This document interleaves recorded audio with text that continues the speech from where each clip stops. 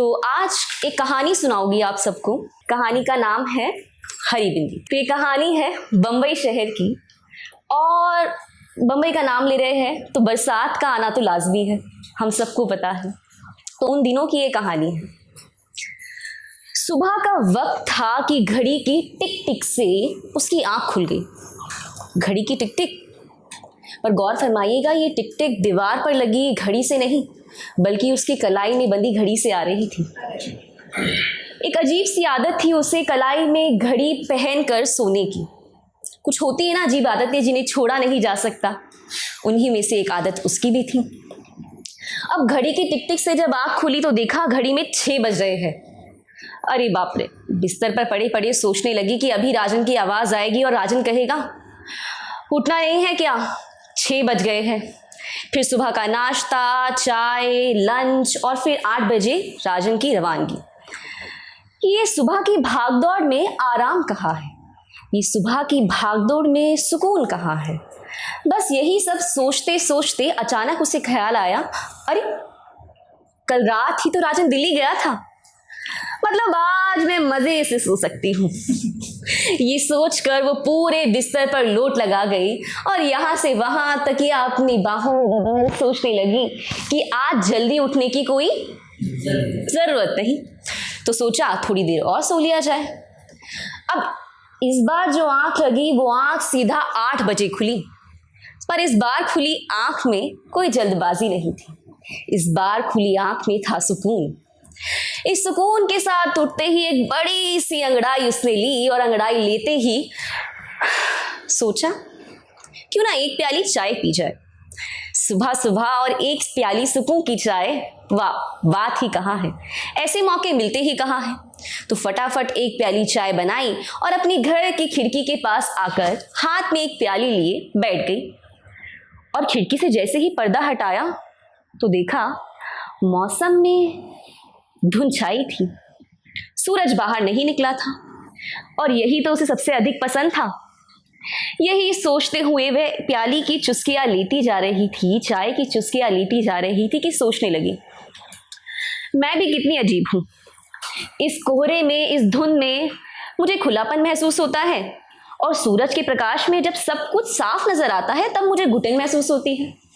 अजीब है ना।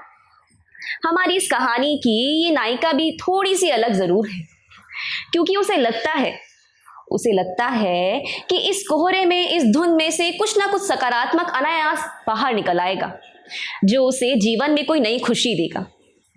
यही सोचते हुए चाय की चुस्कियां वो लिए जा रही थी कि अब लगा चलो अब थोड़ा नहा लिया जाए। भाई आज दिन भर घर पर अकेले हैं, आज तो नहाने में भी सुकून था। आराम से बैठकर बदन को रगड़ा, तौलिए से खुद को पोंछा और एक गजल गुनगुनाई। उसके बाद बाहर आ गई, अपना मनपसंद नीला कुर्ता पहना, और नीले कुर्ते के साथ जब एक नीली बिंदी लगाने के लिए दर्पण की तरफ हाथ बढ़ाया तो न जाने मन में क्या आया और एक हरी बिंदी ली और माथे पर लगा ली। और सोचने लगी राजन यहाँ होता तो कहता नीले कुर्ते पर हरी बिंदी, कोई लॉजिक है? पर मैं भी उसको कह देती लॉजिक का भी कोई लॉजिक होता है, और दर्पण में देखकर जुबान चिढ़ाकर खुद ही हंस दी। अब साथ सजना सवरना यूं चल ही रहा था तो अपने ड्रेसिंग टेबल से तीसरी दराज खोली और उसमें पड़ी चांदी की बालियां निकाल ली। वो बालियां जिसे उसने शादी के बाद शायद पहनना ही छोड़ दिया था। मालूम है क्यों? नकली है ना, इसलिए। आज न जाने क्यों उसे सजने संवरने में बड़ा आनंद आ रहा था। यूं तो शादी के बाद तमाम औरतें खूब साज श्रृंगार करती हैं, पर आज की ये साज श्रृंगार में एक अलग बात थी, क्योंकि आज की ये इस साज श्रृंगार में उसे एक सेल्फ का, अपने आत्मीय का अनुभव हो रहा था। मानो वो उस पुरानी लड़की से मिल रही थी जिसे वो भूल गई थी। होता है ना अक्सर, प्यार यूं तो हमें बहुत कुछ देता है, हमारे व्यक्तित्व को निखारता है, पर धीरे धीरे हमारे कुछ अंश उसमें घुल भी जाते हैं जो हमारे अपने होते हैं। आज उन्हीं घुले हुए अंश को मानो वो वापस से टटोल कर सतह पर ले आई थी और उसका आनंद ले रही थी। अब तैयार होने के बाद जब घर से बाहर निकली तो अपना बैग टांग कर सोचने लगी कि कहाँ जाया जाए। अब घर से बाहर निकली है तो कहीं तो जाना पड़ेगा। थोड़ी दूर ही आगे बढ़ी थी कि टपाटप बारिश शुरू हो गई। फटाफट रोक कर एक टैक्सी को बुलाया और फट से उसमें बैठ गई। अब सोचने लगी टैक्सी में बैठी हूं तो कहीं तो जाने को बोलना होगा। अब सबसे पहले मन में जो नाम आया वही बोल दिया, जहांगीर आर्ट गैलरी ले चलिए। Jahangir art gallery. मोहतरमा को चित्रकारी चित्रकला में रुचि तो बिल्कुल नहीं थी, पर क्या करें, अब ड्राइवर साहब से कह चुके थे कि जहांगीर आर्ट गैलरी जाना है तो जाना ही पड़ेगा। अब ड्राइवर साहब ले चले अपनी गाड़ी को जहांगीर आर्ट गैलरी की ओर। वहां मॉडर्न आर्ट की कोई प्रदर्शनी लगी हुई थी। अंदर गई, बहुत सारी तस्वीरें देखी, कुछ खास समझ तो नहीं आया पर आनंद बहुत आया। बाहर निकलते निकलते एक बड़ी सी तस्वीर पर कुछ रेखाओं को बड़ी गौर से देखने लगी और उसे देखते देखते खिलखिलाकर हंस दी। जानते हैं क्यों? क्योंकि उस पेंटिंग में बनी वो आड़ी तिरछी रेखाएं उसके कुर्ते से जो मिल रही थी। ये सोचकर जब वो खिलखिलाकर हंसी तो पास ही खड़ा एक दड़ियल आदमी उसे देखकर घूरने लगा। उसे लगा कि कहीं यही तो इस चित्र का चित्रकार नहीं। अब लगा उसके सामने उसके मुंह पर हंस देना तो बड़ी बेअदबी होगी, तो उसे सॉरी कहकर बाहर निकल आई और सोचने लगी पता नहीं वो उस पेंटिंग का पेंटर था भी या नहीं। हुआ तो ठीक, वरना सारी दिन यही सोचता रहेगा वो महिला मुझे सॉरी क्यों कह कर गई।